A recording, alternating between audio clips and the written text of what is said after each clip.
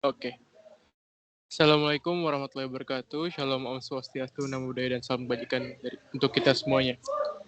Kami dari kelompok F kelas B dan dari mata kuliah Fisika Material akan menjelaskan ataupun mempresentasikan terkait Schottky Junction dan ohmic contact.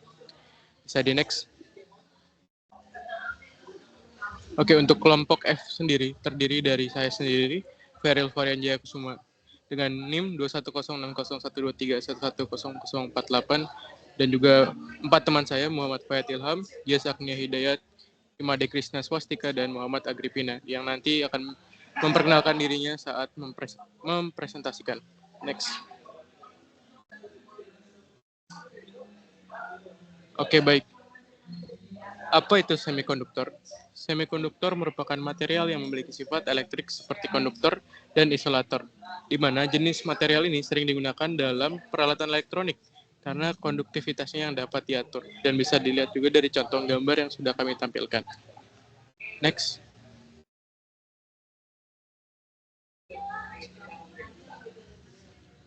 Nah, selanjutnya, apa itu junction?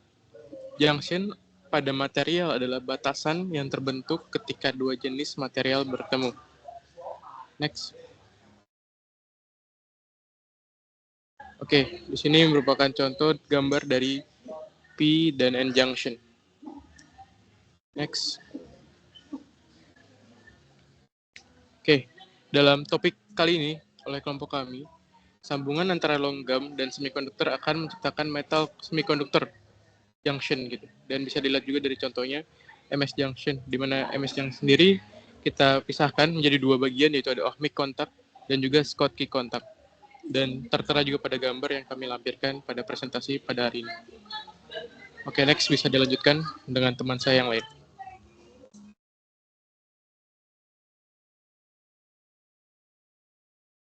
Oke, terima kasih untuk Feril. Selanjutnya, perkenalkan nama saya Gias Agni Hidayat dengan NIM 210601231401443. Selanjutnya, saya akan menjelaskan tentang konsep band gap, di mana bahan dengan pita valensi dan pita konduksi terpisah oleh band gap. Bisa dilihat dari gambar, ada conduction band, Fermi energi, dan juga di sini ada valence band. Oke, di next. Nah, ini adalah konsep band gap. Jadi konduktor, semikonduktor, dan isolator memiliki band gap itu yang berbeda-beda. Di sini bisa dilihat dari metal, itu overlapnya seperti ini, semikonduktor juga seperti ini, dan juga isolator seperti ini. Oke, selanjutnya di sini ada perbedaan semikonduktor tipe N dan juga tipe P. Jadi dari aspek itu ada beberapa aspek. Dari doping atau pengotor itu, semikonduktor tipe N memiliki unsur donor, misalnya fosfor dan arsenik, sedangkan semikonduktor tipe P itu memiliki unsur akseptor, misalnya boron dan gallium. Dari di sini ada beberapa aspek juga, muatan mayoritas, muatan minoritas, jenis muatan dominan, simbol dalam diagram, arah arus konvensional, dan juga fungsi umum.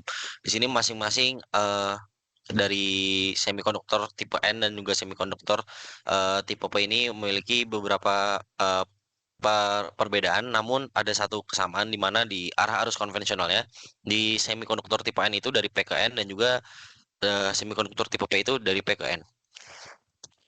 Mungkin di next saja demi mempersingkat waktu.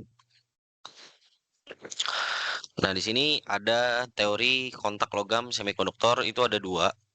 Ada dua gambar, di gambar A dan juga di gambar B. Oke, bisa di next. Nah, penjelasannya bahwasannya pada gambar A merupakan Schottky junction, semikonduktor dengan N doping dihubungkan dengan metal. Ketika metal dan semikonduktor terhubung, elektron mengalir dari material dengan work function lebih rendah ke lebih tinggi untuk menyamakan level Fermi atau energi kimia elektron. Terjadi kondisi band bending atau pembengkokan pita energi di daerah semikonduktor. Sedangkan pada gambar B terjadi ohmic contact, terjadi kondisi yang berbeda, kondisi yang sama namun arah band bending yang berbeda. Oke, selanjutnya adalah karakteristik fisik Schottky dan ohmic, di mana dari aspek karakteristik arus mengalir satu arah, Schottky junction itu seperti dioda, dan juga ohmic contact itu tidak satu arah tapi dua arah. Selanjutnya ada aspek resistansi kontak, di Schottky itu cenderung rendah, tetapi tetap ada barrier-nya. Namun di Ohming contact itu sangat rendah, bahkan tidak ada barrier-nya. Nah, untuk sifatnya itu ada sifat non linear itu Schottky-Johnson itu ya, namun Ohming contact itu tidak. Jadi Ohming contact itu sifatnya linear. Nantinya digunakan untuk atau peruntukannya untuk Schottky-Johnson ini switching cepat atau sensor juga bisa. Lalu kalau Ohming contact ini koneksi antar logam dan semikonduktor biasa. Oke, mungkin selanjutnya akan dilanjutkan oleh teman saya.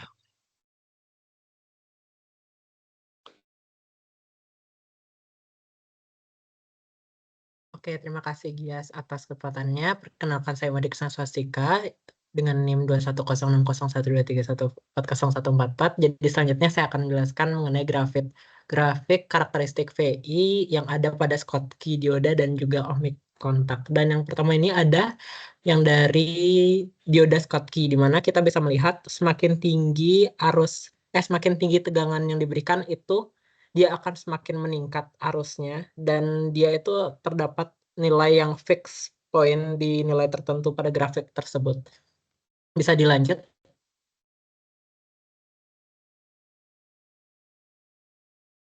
Nah, selanjutnya ini ada grafik karakteristik VI dari ohmic kontak juga, dan itu tuh bisa dilihat juga sama seperti dari Schottky diode sebelumnya, cuman ini dia tidak memiliki reverse maupun forward, tapi dia itu keduanya sama dan juga ini pada suhu yang berbeda, ya seperti yang dapat terlihat pada gambar tersebut. Bisa dilanjut.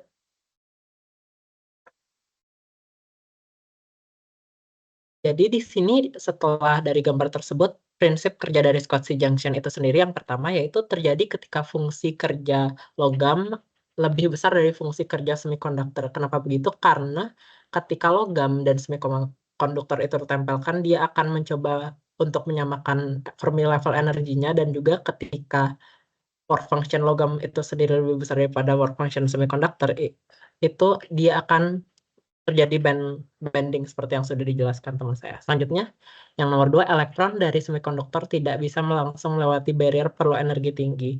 Ya, sama seperti konsep diode. Dan yang nomor 3, diagram band menunjukkan pembengkokan band dan barrier. Ya, disebabkan dari nomor 1. Dan yang terakhir, terjadi depresi sisi semikonduktor mirip dioda. Ya, bisa dilanjut.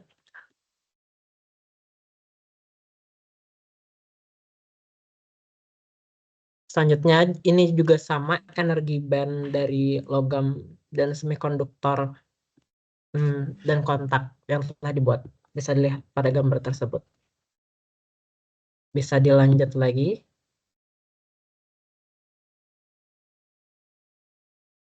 Ya, selanjutnya adalah prinsip kerja dari ohmic kontak, yaitu ada 4 dari kiri, terjadi jika fungsi kerja sama dengan atau kurang dari semikonduktor, di mana berbeda dari Schottky diode tadi, itu di mana fungsi kerja logam justru lebih besar, tapi kalau di sini dia itu kurang dari fungsi kerja semikonduktor. Ini tuh cocok untuk koneksi input atau output pada IC elektroda. Tidak ada penghalang signifikan untuk aliran elektron, dan yang terakhir arus dapat mengalir bolak-balik seperti sambungan logam biasa, tidak seperti Schottky diode tadi yang terdapat barrier. Dan yang terakhir itu yang 18, bisa lanjut.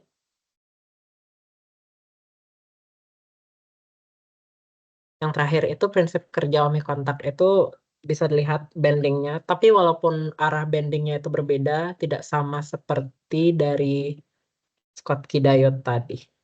Oke, selanjutnya saya serahkan ke teman saya.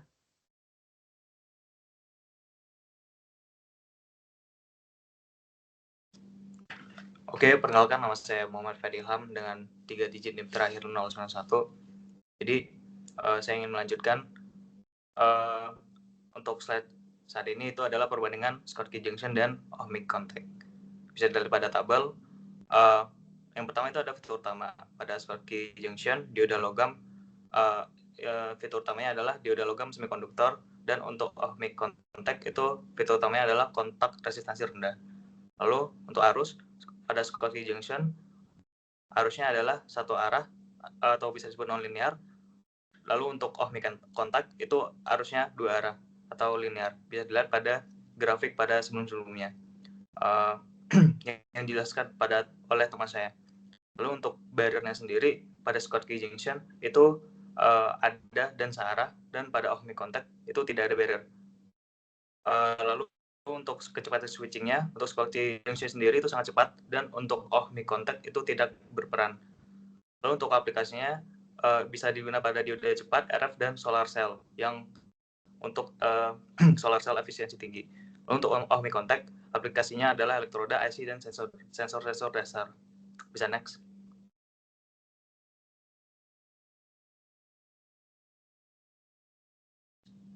Untuk aplikasinya sendiri itu adalah yang pertama sirkuit logika TTL. Dalam sirkuit TTL itu diode Schottky digunakan untuk mengurangi waktu pemulihan dan meningkatkan kecepatan operasi rangkaian logika. Lalu untuk pada solar cell, diode Schottky itu digunakan dalam sistem panel surya sebagai pelindung arus balik seperti sesuai dengan kegunaannya, sehingga mencegah arus dari baterai mengalir kembali ke panel surya saat tidak ada sinar matahari. Lalu yang kedua maksudnya itu tadi ada penyiar output SMPS. Next.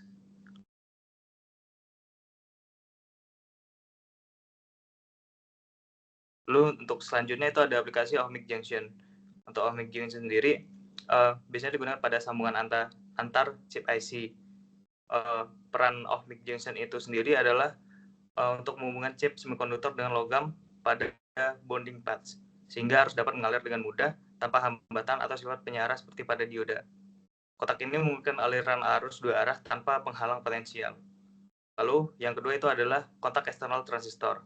Pada transistor, off-mic kontak digunakan untuk sebagai kontak eksternal untuk memastikan arus dapat mengalir dengan resistansi yang rendah dari logam ke semikonduktor.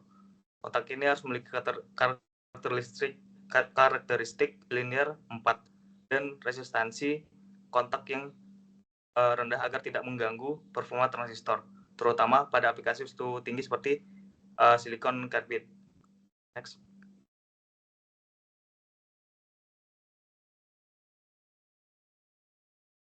Lanjut ke kesimpulan.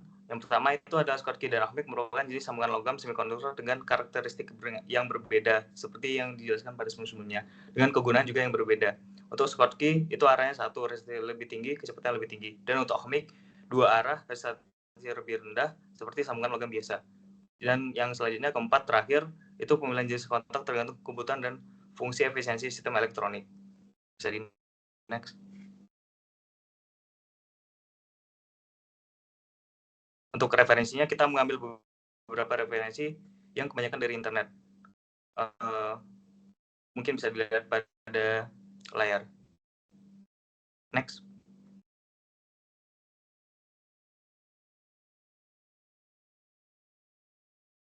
Oke, terima kasih. Sekian dari kelompok kami. Lebih kurangnya mohon maaf. Terima kasih. Assalamualaikum warahmatullahi wabarakatuh.